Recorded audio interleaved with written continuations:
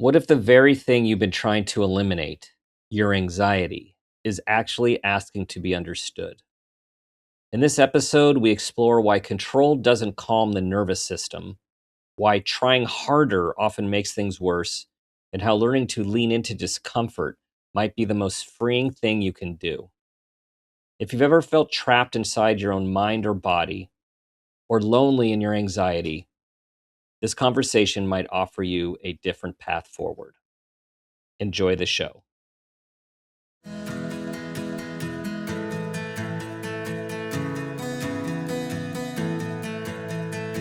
Welcome to Make It a Great One with Dr. Dan.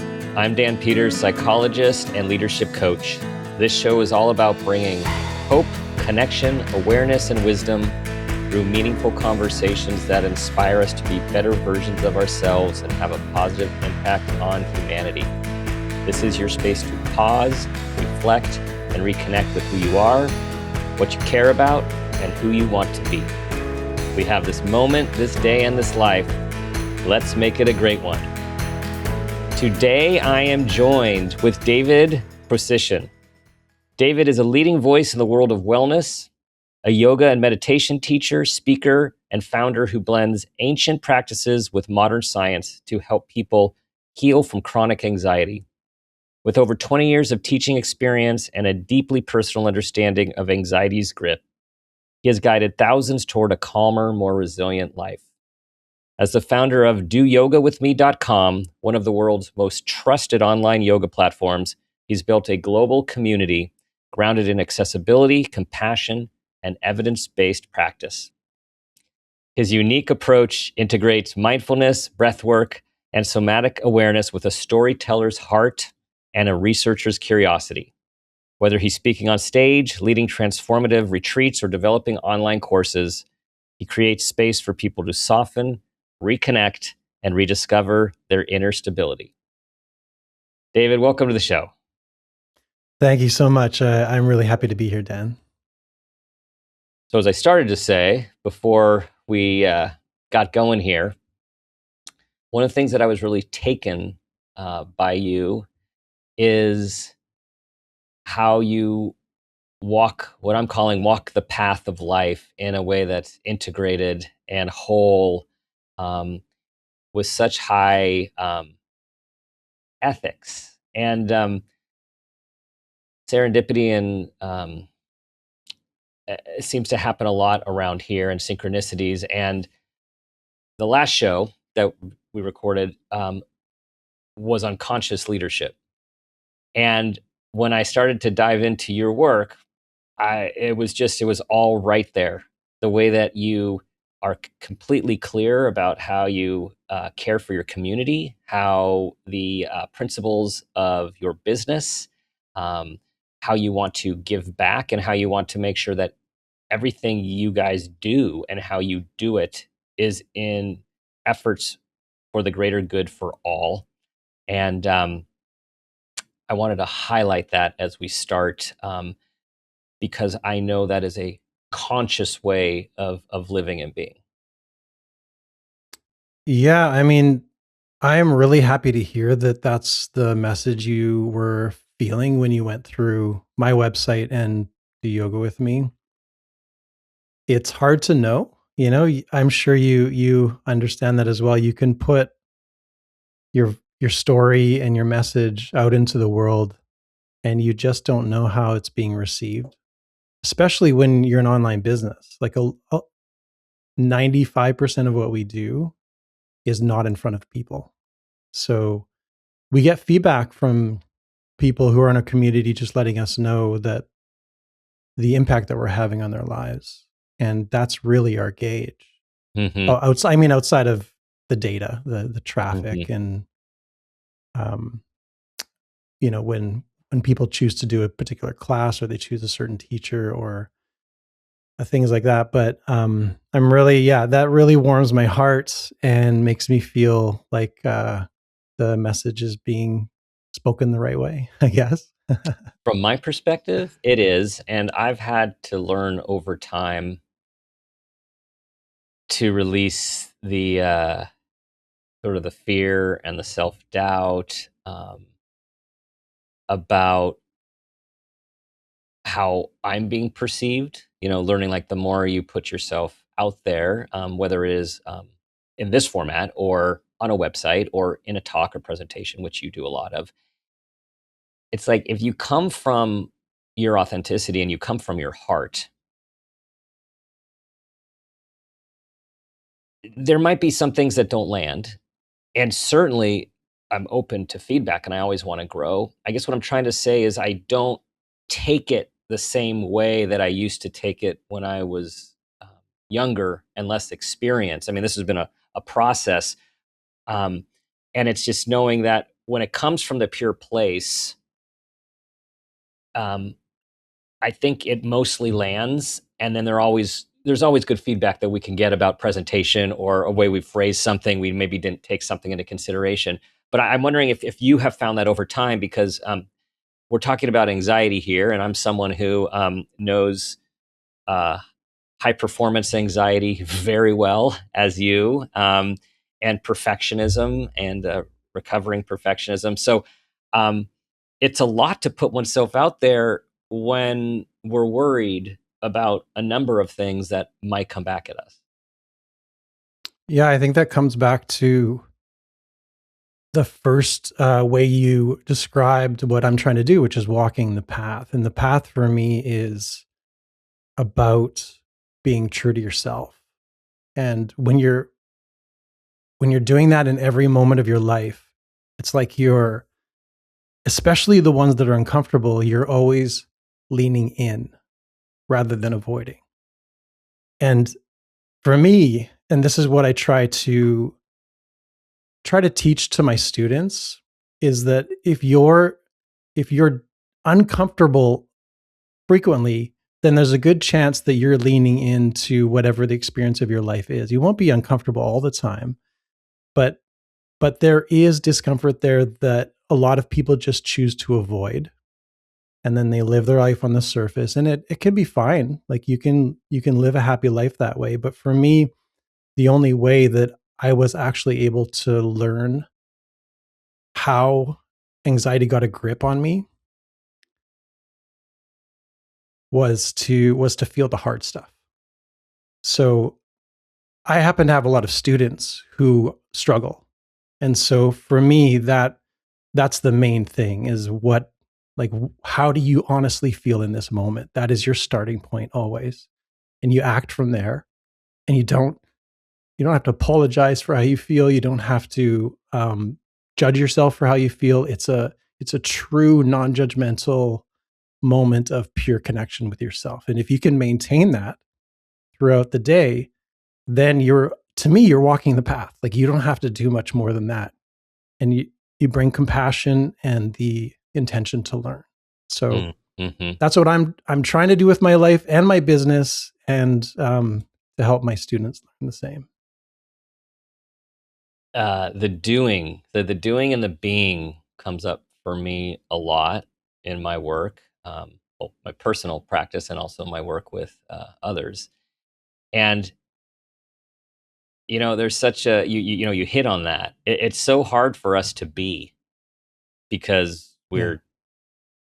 we're told we're supposed to do, and then our value comes from doing and achieving, and the act of a presence, the act of mindfulness, the act of um, being here now, sitting with ourselves, even the tough stuff, the tough feelings, the tough thoughts. It's all a being versus a doing. Well, actually, I say that, but I listened to something recently you said, so I can lead you up for that. When you're talking about, you tell people to do nothing, but nothing is doing something in that context. So I just messed the whole thing up. So um, take all of that, if you will, and I think you understand the nuance that I'm getting at.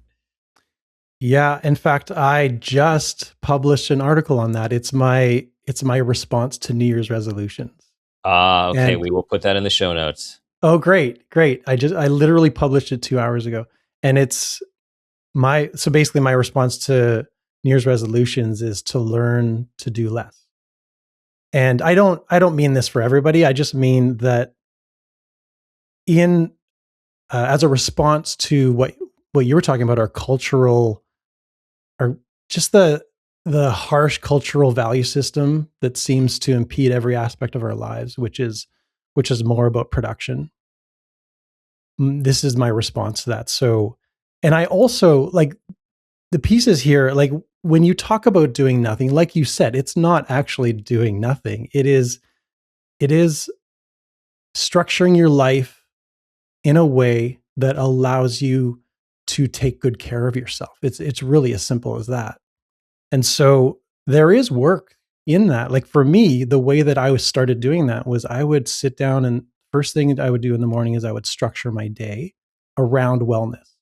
Because my if I started working and I would easily get lost in something, and then I would kind of lose myself and the stress levels would increase, and then I wouldn't be taking those regular breaks. So you structure your day in a way that values rest over productivity, that values connection to your body over uh, like producing more revenue for your company. So everyone can kind of think about what that means for themselves, because we all get caught up in this turmoil, maybe in a different way. Maybe the solution is a bit different for you. But doing nothing is about understanding how to let go of all of the pressures in your life and sinking in to who you are and what's actually important to you every day. Mm-hmm. Because Yeah. when you're on your deathbed, a lot of people say this, when you're deathbed, what's going to be important? It's going to be the relationships that you had, the amount that you gave people, the amount you helped other people, your generosity, the connections, you can go on and on. Like Right. it Right. is for us, the things that matter are what you want to prioritize on a daily basis. You came to this from two intersecting roads that have led to one. One as a good Canadian who plays hockey, right, and football. Your body got beat up pretty good, and so at 18, chronic back pain, like really chronic back pain, which led you to yoga at the only yoga studio in your area. And then the intersection of feeling mentally not well, right? Anxiety and depression. And so you found these healing arts for your back. And then at what point did you realize it was actually for mind, body, and soul as well? It happened almost simultaneously. So the way you described it was the way it went. I started yoga because of my back. And what I didn't realize at the time was, and I think this is pretty common for people who experience chronic anxiety, is that the anxiety in my system, that that revving engine that never slowed down, had become so normalized for me that I didn't realize it was actually a problem. So Mhm. what yoga did for me was it returned me back momentarily to a baseline of calm where that I was unfamiliar with for years. Like I didn't really even know what it was until I started doing yoga. Then I joined a meditation circle, which is a whole other story. It was really interesting. I was 19 and I just found this. Do you remember the yellow pages? Oh yeah, oh yeah. Yeah, okay. You used to advertise in the yellow pages. Yeah, yeah, Right. yeah. I found uh, a meditation circle in the yellow pages, and I called, and they were doing like something like 6-week courses, and it was in this woman's living room in a circle of chairs, and she had this big cat who would walk around and sit in people's laps, and she believed that the cat had healing powers and all that. And it was adorable, but the meditation, that introduction to meditation, just being able to see that my mind could calm down. So those two things together were like incredibly impactful on my life, and they set me on a new direction. So I started to see that my back could be pain free, and I started to see that, wow, my body could actually let go of that chronic tension and exhaustion. that I felt all the time. And even though those were brief, like literally, I might experience it for a couple hours after yoga class or the meditation, it told me that it was possible. And that's what started me on this 30-year path to learning more. When did you create, because you were, you traveled and then you went to, found a mentor in another part of the world and was trained in yoga in his particular way. Um, and when did you put them together? When did you realize professionally, you're a yoga instructor, you're doing meditation. When did you realize, wait, I need to teach this for anxiety, right? Like there's the overall health and wellness and being connected and grounded and having presence. And then there is, I need to help people not feel how I have felt so much of my life because I now have a way. Yeah, there were two pieces of it for me. One was I did a degree in environmental biology at McGill University, and the science, like the science that I was learning was applying to ecology, but ecology is very similar to the the biological systems of the body. They can be they're very comparable.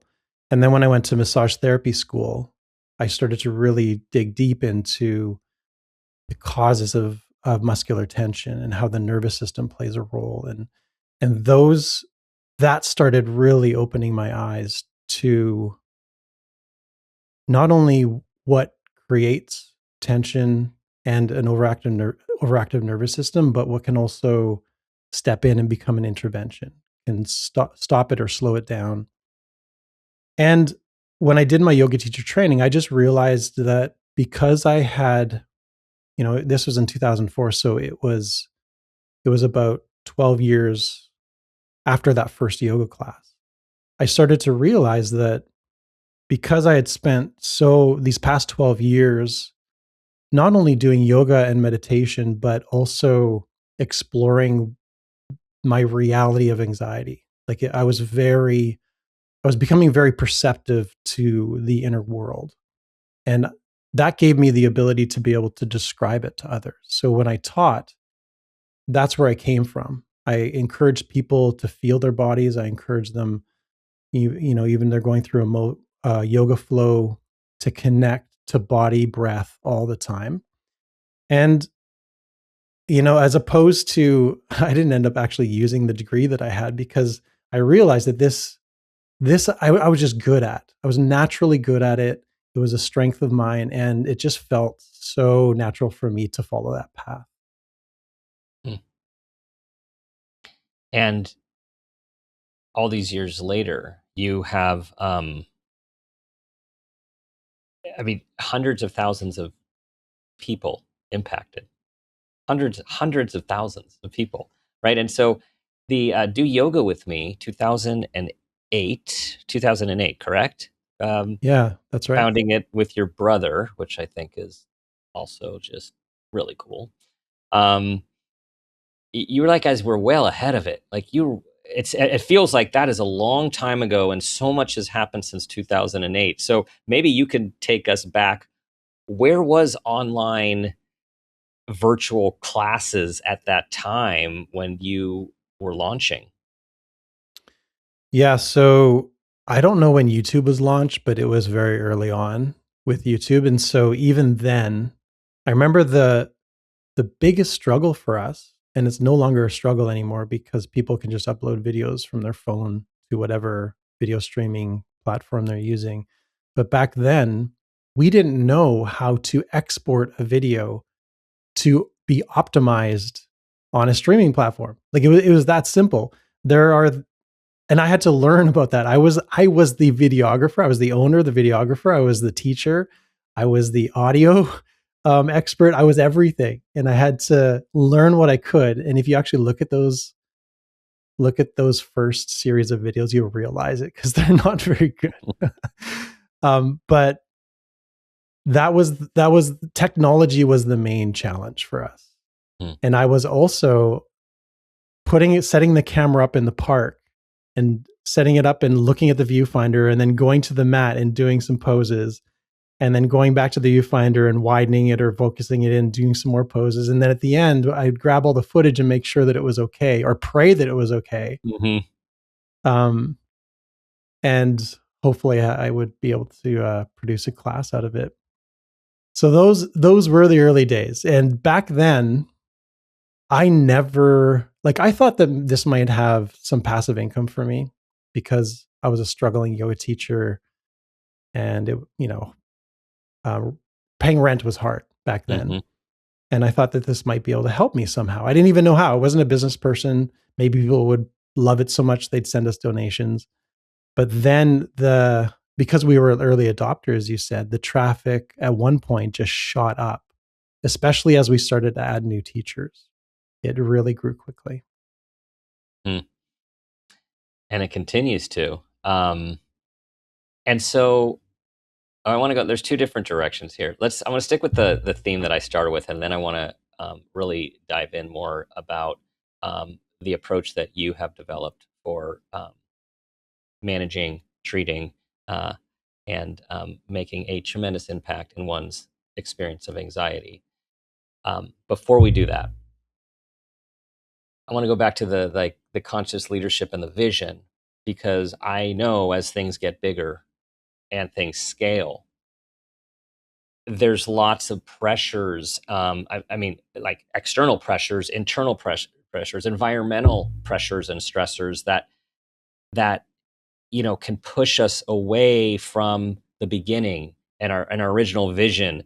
And again, my sense is you have kept very pure to that original vision. And I was just wondering if you can say a little bit about, have there been places where it's hard, where you really have to lean in on your integrity? You have to make decisions that other people will think are business foolish, for not adopting, while you're staying true to your vision and values.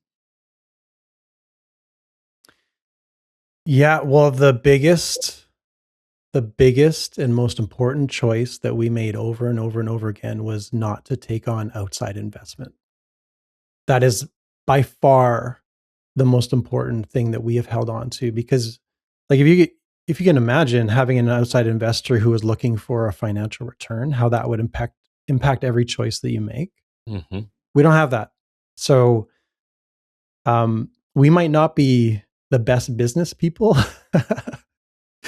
but we have a shared value system between my brother and I, and we hire people based on that. They need to believe in the goal of what we're trying to do with this labor of love.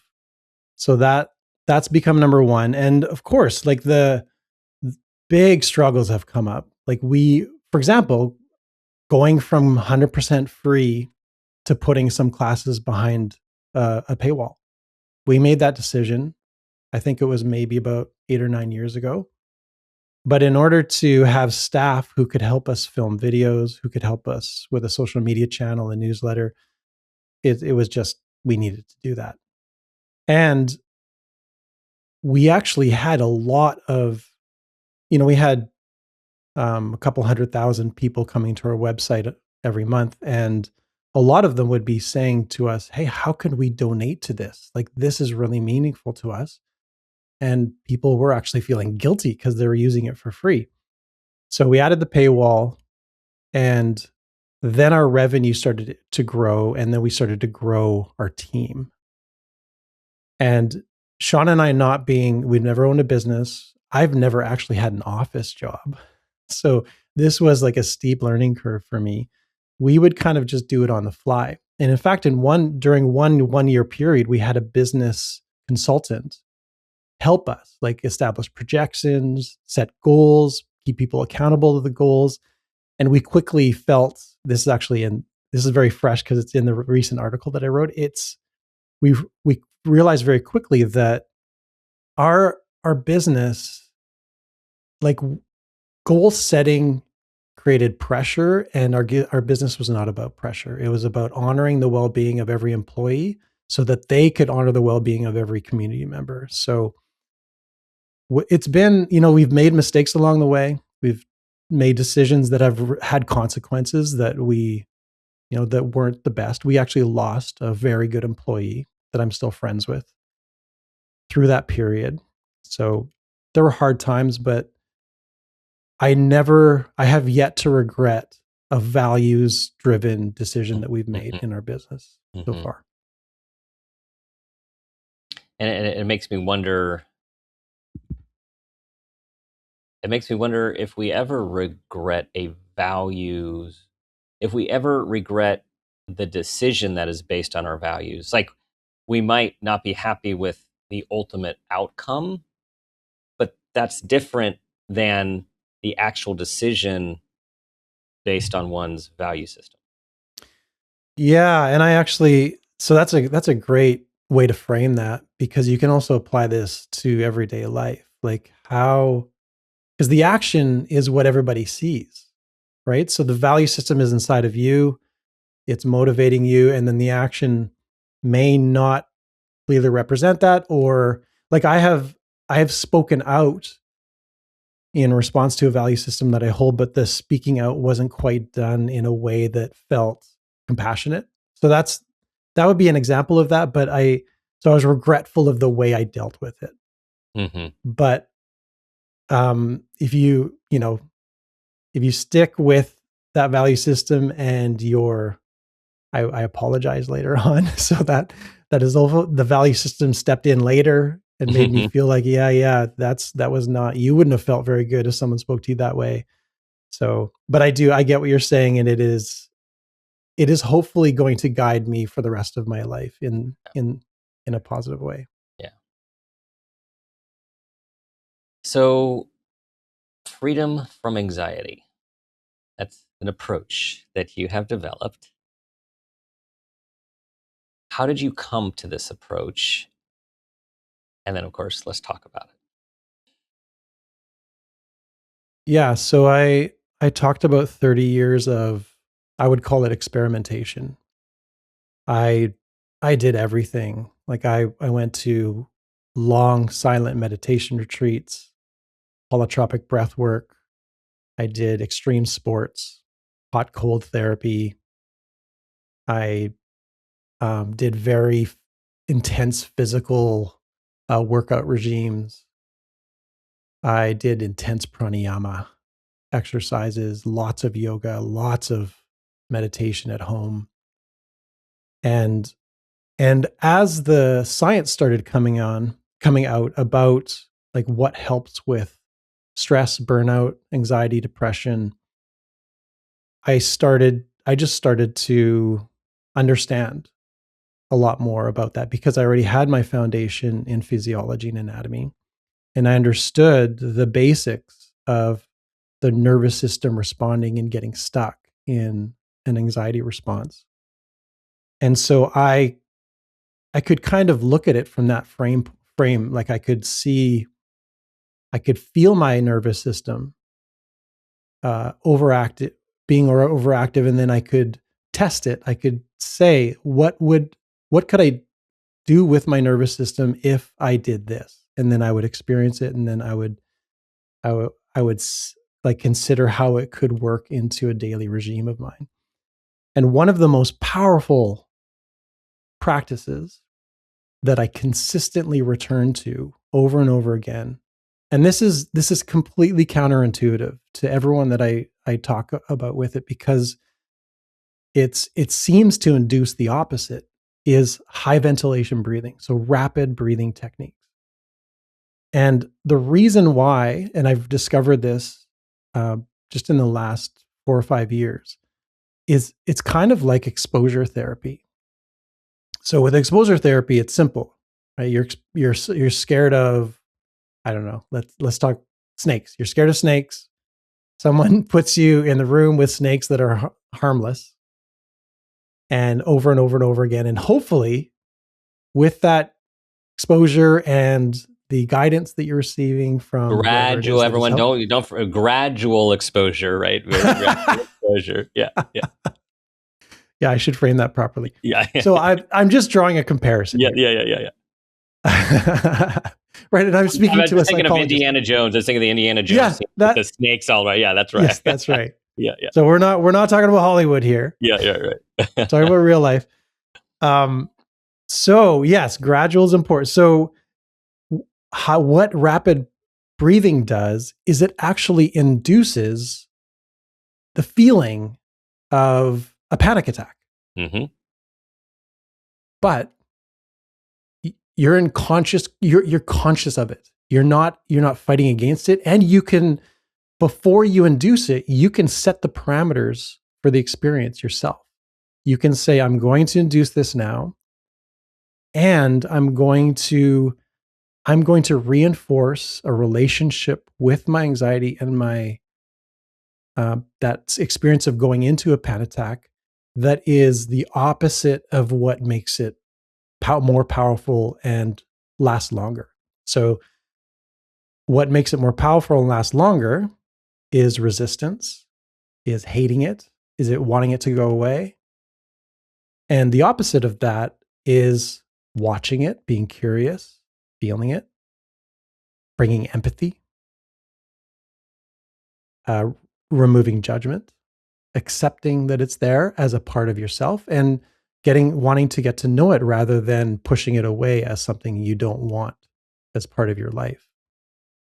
And the crazy thing about high ventilation breathing is that you can induce that state in a minute, like so quickly. And then once you go through it, and it's also it's quick to rise up and it's quick to go away.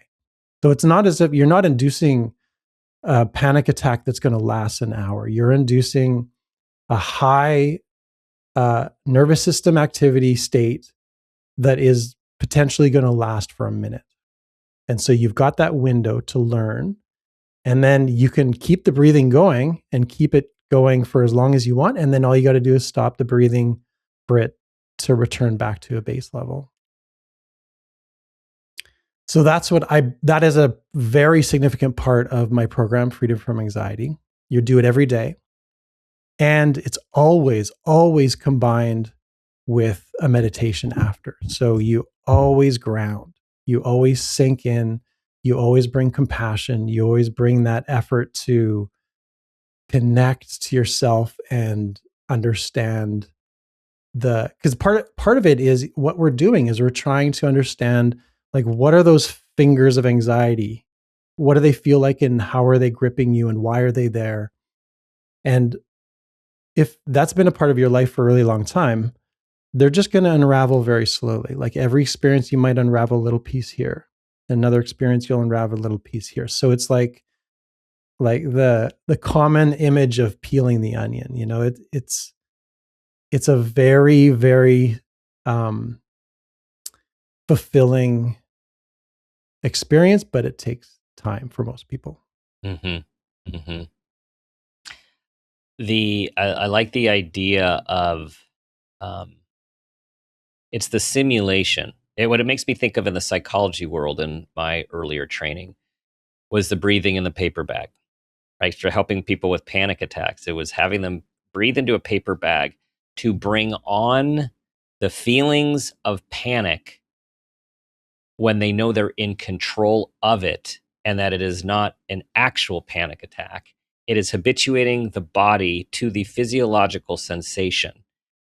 Because within the cognitive behavioral realm, the way it would often work, or we would describe it, is one gets the physiological sensation of the constriction of the breath, the difficulty breathing, all of the terrible panic-related symptoms, and then the thought comes, "Oh, it's going to happen again. Oh, here it comes again. Oh no!" And then that produces more adrenaline, and then there's a cycle. And I remember this one client, a high school student. She had her first panic attack with the family in the car coming back from the mountains. It was a snowstorm, so everyone was stopped, and they couldn't get out. She had a panic attack, her first one. Well, every time she had that elevated heart rate again, she would be afraid it was coming, which would actually induce it, including drinking energy drinks right? Like Mm. you drink an energy drink, it increase. She was an athlete, so they do wind sprints. It increased her heart rate. So all this is to say that there is so much to us feeling in control of something that makes us usually feel out of control to develop a different relationship with the physiology. Yeah. And control comes with letting go of control. Hmm. Like the more you think you need control, the more it's going to control you. Is I think the way it works. Do you agree with that? I do. I do. I mean, that's where the beautiful interventions and philosophies of the East come in, and mindfulness-based stress reduction, which I know that you do as well, John Kabat-Zinn. When all of that came, this way of thinking, it's the antithesis, like where you started. It's the antithesis of what we think we need to do when we are feeling out of control. When really it's Mhm. about leaning in and embracing and accepting and surrendering is where the calm and the release ultimately come from. Not just Mhm. in panic, but I think this is the metaphor for so many aspects of being human in life. Yeah, I think we're taught and we're used to trying to think our way out of problems, and this is not one. This is an example of where the mind doesn't really contribute very much. No, no, and this is what it goes back to when you said, when you realized from your studies that chronic anxiety is the nervous system being stuck, as opposed to you're broken, you have a malfunction. This is a matter of will, a matter of your personality, right? Like when we take it in as something that is speaks to who we are and our essence, as opposed to it's part of our wiring and our chemicals and the body that we inhabit. It's a process that happens within that. Mhm. Yeah, it took me a long time to let go of the thought that I wasn't doing enough. Because I thought that, "Come on, there's gotta be a way to figure this out." Like, I don't know why this is there. I feel ridiculous for not knowing why this is there, and I cannot figure it out. So I would beat myself up for that reason and, of course, make it worse. Right. Well, Yeah. also consistent with um, a like high performer with anxiety, which we know that there are Mhm. a lot of us out there, right? Because a lot of times that makeup ends up creating performance. I mean, and ends up creating positive outcomes, but then ultimately there's just too much of a cost for what gets produced, and the Mhm. the nonstop striving, the worrying, the stressing, the perfection. And so yeah, it makes sense to me that you would be thinking you are not doing enough because you were a doer, right? You were a doer, and you competed, and you were, as I've heard you on other places, like you're you're analytical, right? So you're going to be like thinking this through, use your science mind, right? Like, and gosh, it's like getting out by going in. Like it's just there's such a Mhm. paradox to what we're talking about here. I know. I know that's why so many aspects of this are counterintuitive. Like, stop trying so hard. It's such a it like, when you think about saying that to someone, it is such an odd thing to say. "Stop trying so hard," but it's in the learning of what that means, that where you actually get to the point of it. Like, that's what it is to let go and sink in and start to understand it. And, there's I also find that if you spend enough time with people who are living with chronic anxiety, that deeply ingrained way of life came like it started when they were a kid. They grew up in an environment, many of us grew up in an environment where um like the the the moral or the message that parents gave you was you want to produce, you want to get high grades, you want to go straight to university and get into a career, and then you're all set. and also if you're like, at least I was taught when I was experiencing emotional difficulties that I just had to get through it. Stop crying, um, just come back when you're feeling better. And talking about the emotional part of it was never, for me and for a lot of people, part of uh, growing up as a kid. And so all of that to say that we're working with that deeply ingrained system and decision making and tendencies and beliefs that a lot of people got when they were a lot younger. And I'm sure you already know all of that as a psychologist. Oh, well, and as a human, right? As a Experienced human, yes. experienced it as well. Yeah. Yes. Yeah.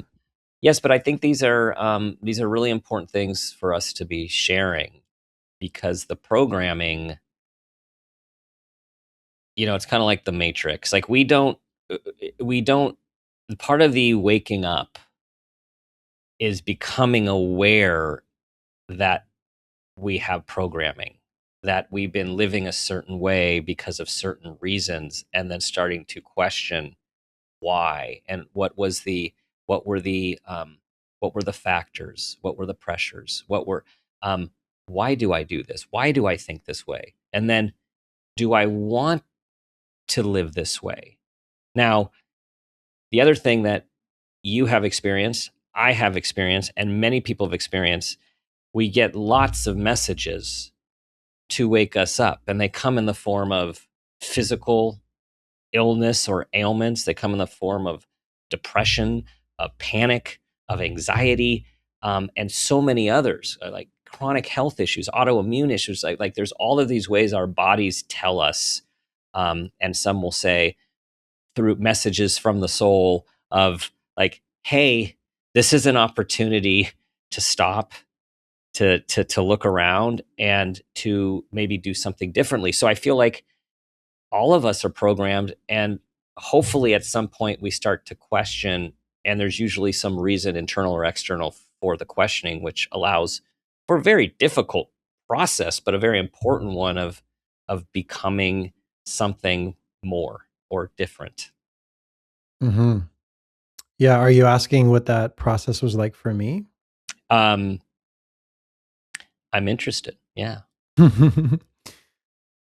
Yeah. So for me, it was, there definitely were moments of epiphanies, but it was mostly centered around the fact that I constantly had this knot of pain in my belly and tension in my head. And I remember telling friends that when it took me a while to be able to actually share that with people, because I was embarrassed. I was embarrassed to share it. I didn't feel like anyone else was going through that much emotional pain. And I didn't want to burden people with it. So once I had one or two friends who I just felt comfortable enough with, I started talking about it. I got this pain in my, do you have a pain in your belly? And I just, and then they would say, no, what are you talking about? I was like, yeah, it's like this knot of hot pain and it won't go away. And there were moments like that where I started to realize that, yeah, I am somehow creating or allowing a level of chronic tension in my body that I have not dealt with. And, this was late in my 20s. And then I just, over years, I would keep returning to it and I'd realize, yeah, I have not dealt with that yet. Like I'm learning how to feel my body more. I'm learning how to meditate for 10 days in silence. But I have not really understood why this anxiety is gripping me the way it is, why it's causing me to feel the way I am. And then eventually there were breaking points. There were points where like, I am done with this. Like I would feel so angry with myself that I had let it go on for so long, and angry with the world that there was no easy solution. And so those breaking points would allow me to like, okay, I really have to dedicate my life to this now. And then I would start doing that. I would do whatever I'd learned in the past couple of years. I would start really implementing it on a daily basis. Um, my wife, who I met 17 years ago, she's become a really important part of this because being alone with it is exactly the opposite of what you want. Mm-hmm. And so, like, being able to share the experience with her was so healing and so important.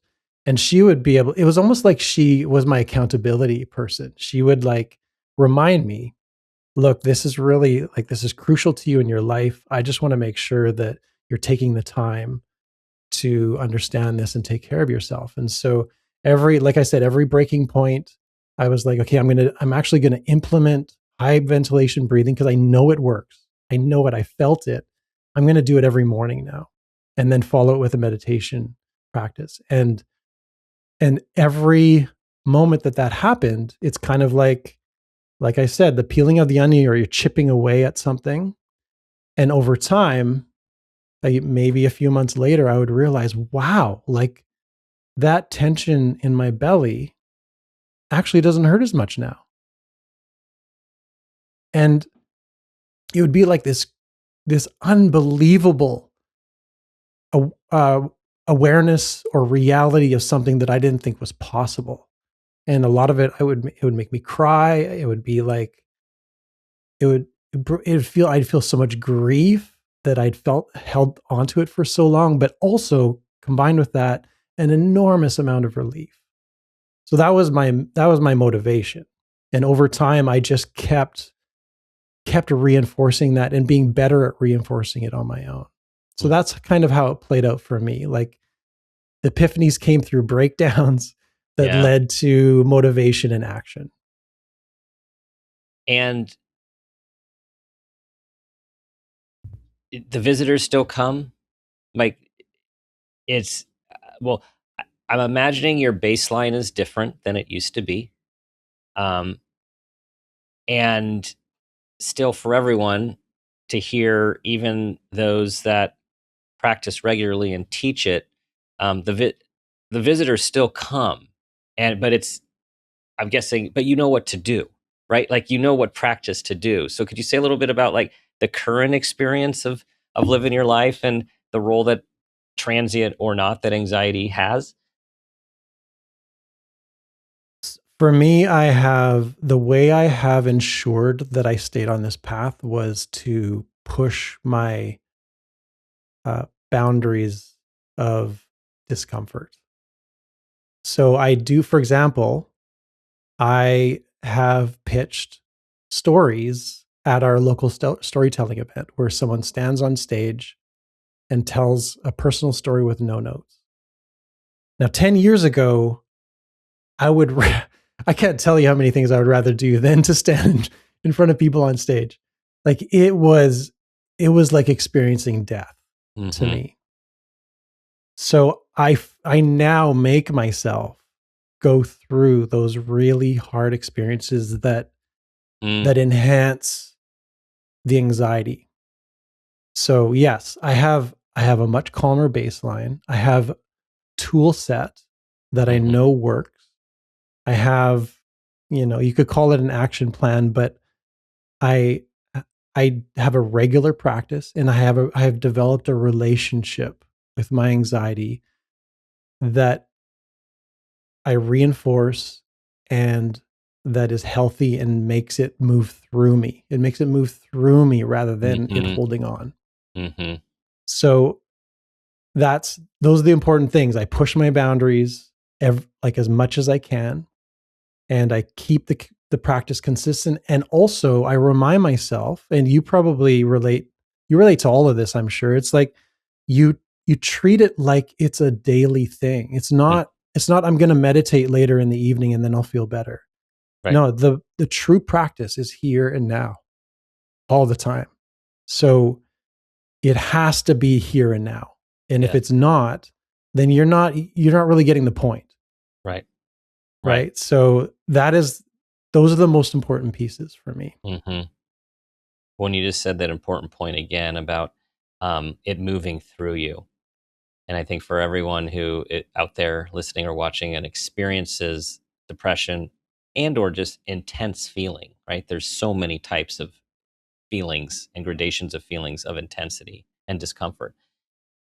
It's back to the like allowing it to pass, just like in meditation, noticing our thoughts, letting it pass. Um, Mm-hmm. you just took me back to, gosh, a couple decades ago when I was going through a really difficult time, and I was seeing a psychologist, and I was having really self-critical and self-punitive thoughts. Like, like a good perfectionist, you just turn it all on yourself. And I remember one day looking at the mirror, and I was getting ready for work, and I was just having all of these self-critical, terrible thoughts that I wouldn't say to anyone else. And I told the psychologist I was seeing, and he said, Dan, what I want you to do is, I want you to, next time you have those thoughts, I want you to say, interesting, I'm having those thoughts right now. That's all I want you to do. So sure enough, didn't take long for me to have that opportunity. And I vividly remember the same experience, but saying, interesting, I'm having these thoughts right now. And they passed, as opposed to fighting with it and analyzing it. And I think this is somewhat of what you were talking about as an example. Yes. Yes. And also r- realizing or understanding why we put so much value and emphasis on certain things and not others. Mm-hmm. Like in every moment, we're having a million sensations, a million thoughts. So why do we choose to pinpoint one and then give it all this emotional and psychological energy? It's really interesting when you actually look at what you do on a daily basis and what thoughts you give energy. Because you Yeah, don't have to. You don't have to. And in fact, you can inject your own feelings and your own thoughts into your life, and instead of becoming overtaken and ruled by the ones that feel darker totally. Totally. and or hurtful. Yeah. Something for everyone to ponder on, right? Like all the thoughts and sensations we have throughout the day, millions, and which are the ones that we hang our hat on and wrestle with and tackle and put on the pedestal.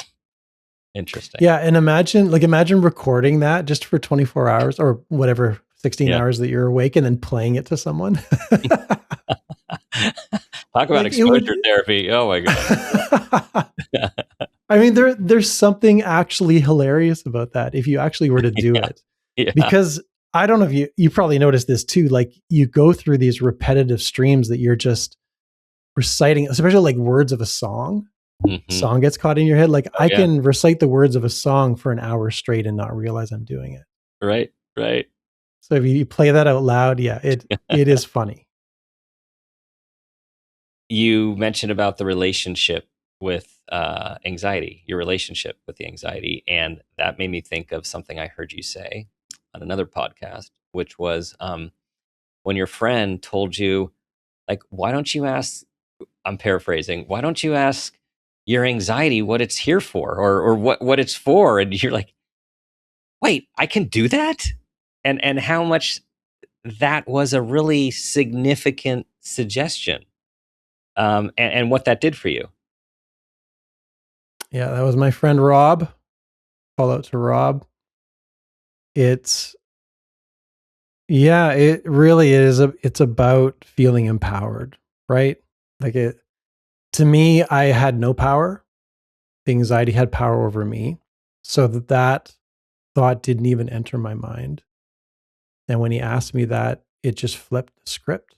Hmm. It made me feel like I have some agency here, and um maybe I could learn about my role in this relationship with my anxiety. Like it really did set me on a greater path of understanding why the anxiety was there. Yeah. So, what continues to be your guiding light, your purpose for this work?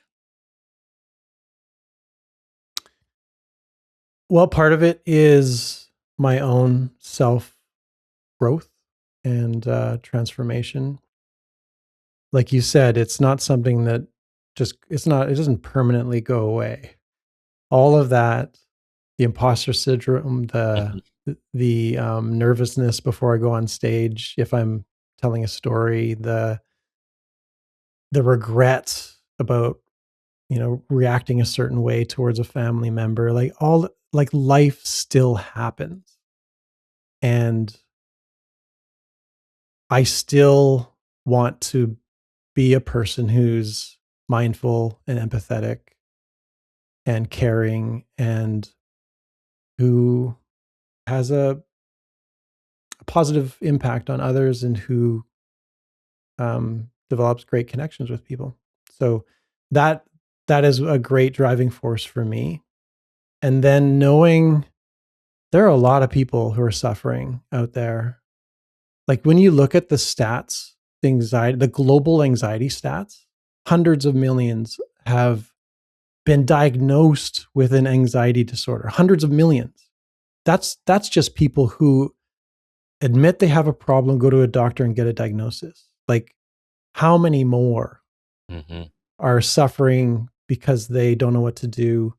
They're too embarrassed. And we know that, since 2020, especially since the pandemic, those numbers have spiked. And the most impacted group is young people between the ages of like something like 16 to 29. Like their levels of anxiety are just off the charts now. And it is really concerning and scary. And also, as far as I know, most people don't know what to do. Like there are no obvious resources, especially free ones out there. And most people probably have a similar experience to me when you see a medical doctor. They're not really trained to help someone who's having emotional crisis. Um, and it's very expensive to see a therapist. Mhm. So I'm I see my role as providing people with some resources to help them understand their own emotional experience and to gain the tools, the skills, the experience to move through it, let it go, and understand what living with less anxiety is like. Move through it, let it go, and understand what it's like to live with less anxiety. Yes, Hopefully. to all that. Yes, yes. Well, thank you for your work and what you are doing in this world to help others live with less suffering and therefore live more fully.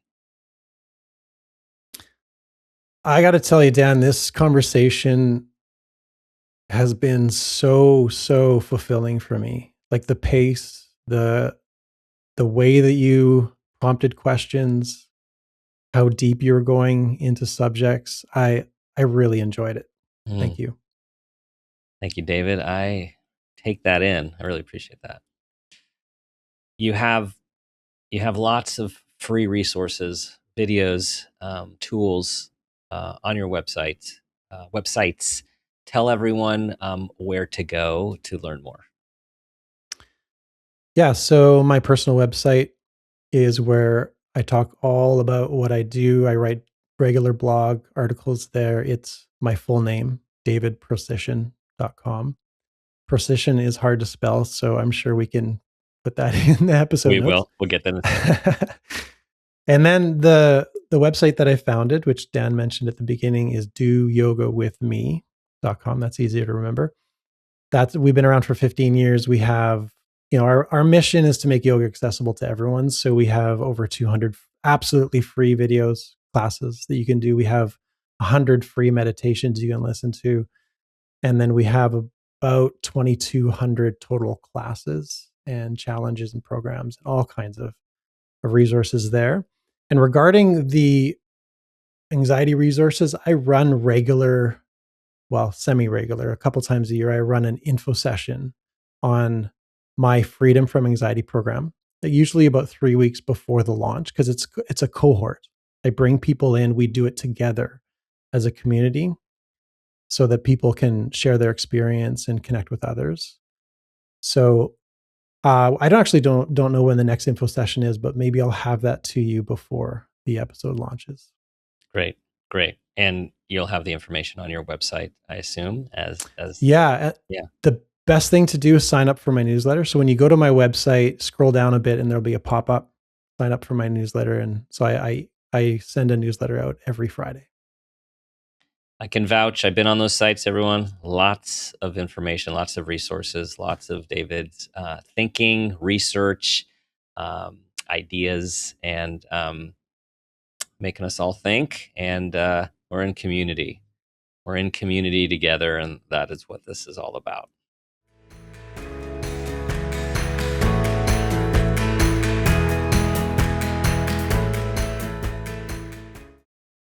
One can't help but feel calm and grounded when talking and listening to David. You can tell that he really is walking the walk, walking the path, and practicing what he is teaching and preaching to others with the intention for us to live with less anxiety and more freedom in ourselves and in our lives. Here are 5 key takeaways from this conversation. Number 1, anxiety isn't a personal failure. It's a nervous system stuck in overdrive. When we stop pathologizing ourselves, real healing can begin. Number 2, presence is not passive. It's a courageous act of being with what's real. Learning to do nothing is often the hardest and most transformative work. Number 3, the goal isn't to get rid of anxiety, but to change your relationship with it. What we resist tightens its grip. What we allow can finally move through us. Number 4, values-driven leadership and values-driven healing follow the same rules. When integrity leads, outcomes might be slower, but they're more sustainable and humane. And number 5, you don't heal alone. Community, compassion, and shared experience are not add-ons. They are essential. Let's all take a deep breath, people. Let's all breathe in and breathe out and let those tense, anxious thoughts and feelings pass through us. Notice them, sit with them, and know there are things you can do to gain more freedom from them. And David and his work and his website offers so many tools. We are interested in what you think about this episode, so please feel free to leave us a comment at Dr. Dan Peters on Instagram or reply to any of our social posts. David has a generous offer for our listeners. Use code Dr. Dan for 1 month of unlimited access to Do Yoga With Me. Go to www.doyogawithme.com, then click subscribe, start free trial, create an account, and then enter Dr. Dan under Got a Coupon. That is doyogawithme.com, click subscribe, start free trial, create an account, and then enter Dr. Dan under Got a Coupon. Thank you for listening, for being a part of this amazing community, for your 5-star reviews, and for sharing this information with others you think will benefit. As always, remember, we have this moment, this day, and this life. Let's make it a great one. This has been a Peters and Rossi production. Make It a Great One with Dr. Dan is produced by Laura Rossi. Our engineer is Phil Rossi. Theme music is Uplifting Folk by Awesome Music. Artwork by Kelly Dwyer. Follow us on social media at Dr. Dan Peters. For more information, visit drdanpeters.com.